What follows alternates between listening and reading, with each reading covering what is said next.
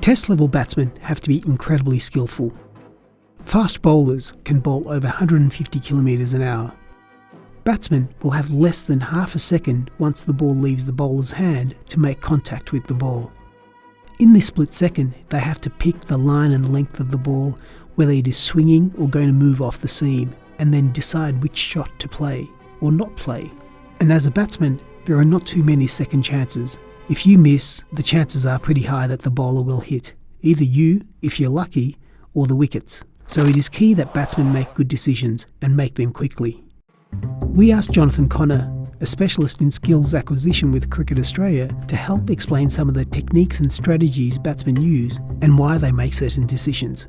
A batter's primary purpose is always to score runs or look to score runs while limiting the chances of a dismissal. This can be done by playing conservatively quite early on in the innings, looking to adapt and attune to the different types of conditions and oppositions that they're faced with. Once they're better attuned and are able to understand the pitch surfaces and the layout of the game, often they start to play more expansively and perhaps look to score at a faster run rate.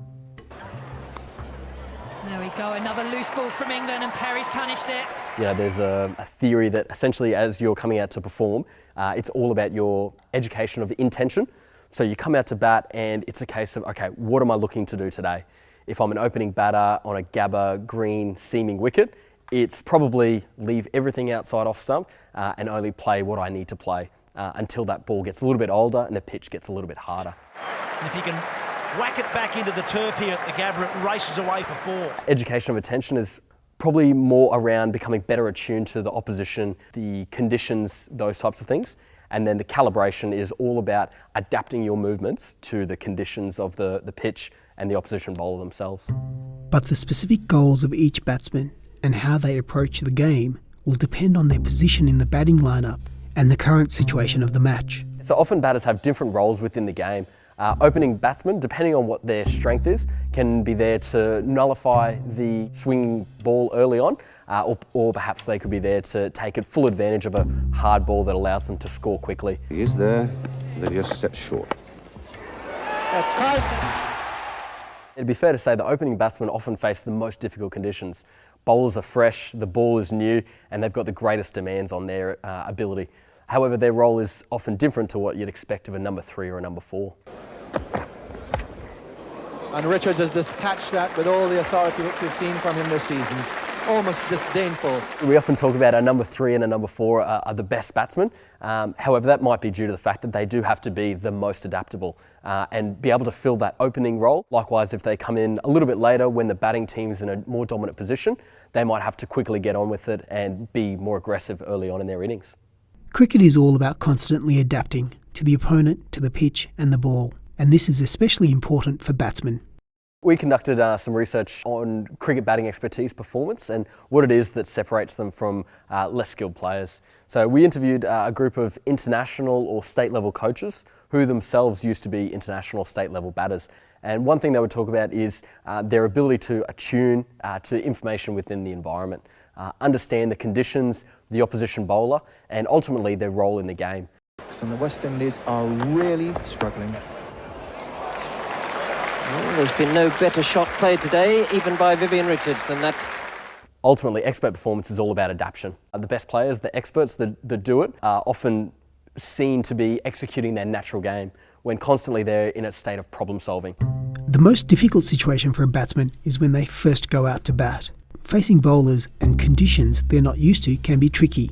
And against fast bowlers, batsmen just don't have the time to assess what the ball is doing and go through options on how to play it.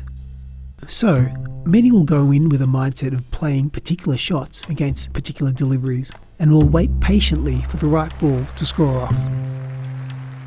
Cricket batting in general is incredibly difficult in terms of the time demands that fast bowlers often put on batters. Fast bowlers in Australia often bowl anywhere between 140 to 150 kilometres an hour. Often what batters might try to do is employ a particular game plan where they're looking for a particular type of delivery to be bowled to play a shot. And every other type of ball, whether it's good length just outside off or a ball going down leg, you'll have a particular shot that you're looking to employ. As batsmen become more accustomed to the pitch surface and the opposition, they might look to expand their game and start to play different shots to different length deliveries. Does she get it over the top of Eccleston? She does. That is a sign if ever I saw one. It's all about managing risk versus your reward and understanding what type of shots you can perform today at different periods of the game. So whether it's dotting up a ball until it becomes older and stops swinging and allows you to play your more expansive game perhaps. To do this ball after ball takes an amazing amount of concentration, and it can be mentally exhausting. So batsmen need to be able to switch off and then switch back on quickly. And that's it, fetched out. That's his 100, 4 runs. As the bowler is running in to deliver the ball, the batters are often employing a bit of a pre-ball routine where they might touch their pads or tap their bat a certain amount of times so that they can clear their mind and have a direct focus of attention on the upcoming delivery. During this period as the bowler's running in, it's quite strenuous and cognitively demanding to focus all of your attention on what's coming up next. In between balls, as the bowler's walking back to his mark, often batters employ a between ball routine that allows them to immediately reflect on the ball that just happened and what it means for the context of the game. Then they'll often relax and think about task-relevant thoughts, perhaps do some gardening, look into the field, and then finally they'll have like a refocus period where they might basically start a bit of a pre-ball routine, stepping onto the crease, adjusting their pads, their gloves, and getting ready for the next delivery. One of the things that really surprised us was the consistency in their between ball routine. While some people might call it superstitious, it was very much a consistent habit that allowed them to refocus their efforts onto the task at hand.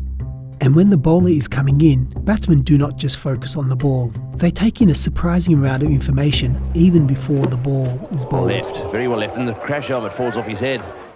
So a lot of batters talk about sort of different cues that help them to anticipate the line and length of the ball. Subconsciously, we sort of think that the point of release is a really informative area. However, far more interesting stories are the ones where batters talk about the bowler at the start of their run-up might stick their tongue out or smile, and they know that what's coming is going to be a short ball or an in-swinger. Likewise, other research has looked at anticipating the kinematic cues of the opposition by using video screen and asking the batters what the line and length of the ball might be once they've occluded the video just before the ball is released. While they look at the ball, we often see that they draw information from kinematic movements of the bowler. Because when we get rid of them, we see that their anticipation drops. This has highlighted some pretty incredible information about how batters are able to pick up advanced visual information from a bowler's action. Test-level batsmen develop and refine these techniques and strategies over many years. It is not about talent, but about hours and hours of practice and determination.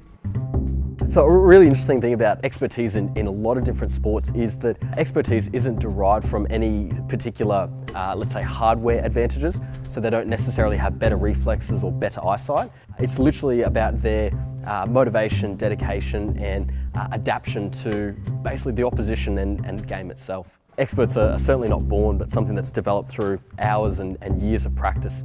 And specifically practice that allows them to be able to track a moving ball and couple their movements with both the trajectory and the context of the game. So net practice is probably one of the most common sort of practice methods employed by coaches and players to develop their skill. While it offers some advantages logistically, allowing great amount of volume, less players need to be involved, it does have some drawbacks which are probably better suited towards more centre wicket practice.